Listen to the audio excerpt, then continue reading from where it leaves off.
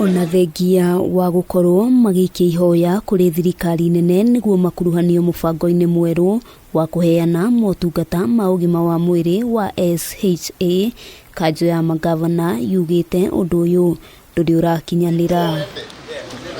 Muikariri giti kamiti-ini ya ugima wa mwiri MUTHOMI NJUKI augite makaya ma kanju ino matikoretwo magithikiririo ona thengia wa gukorwo magikinyira ministry ya ugima wa mwiri. Law MWERU is a coordinating agency which basically provides a policy framework that so that we can be able to deliver services in the counties where health is really devolved. Kuringana nao kwaga gukuruhanio mubango-ini uyu gukorwo ari undu wa kuhuthia mirutire yao ya wira, magitariria ni hari bata andu othe thirikari-ini gukuruhanagio riria mogaruruku matiganite maratabanio. Meaning you are responding to people where they are based on their need.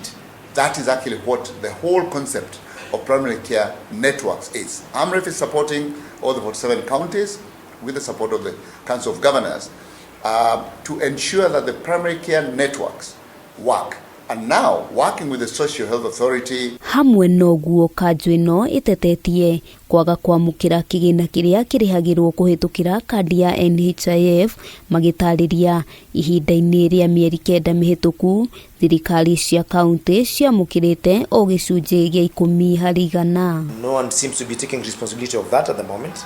Yet there are resources that need to be plowed back in health systems for them to be able to work. Ona gukiri uguo kanju ino yendekithitie urutithania wa wira na njira ya hamwe niguo gutigirira motungata ma ugima wa mwiri ni makinyanira na njira ya raithi. What has been working with NHIF now is not working because we are in transition, and what is supposed to work with SHA. Patients cannot wait until when this system is perfect. Life still needs to continue. Handu-ini ha Kameme TV, ritwa riakwa ni Wambui wa Njuguna.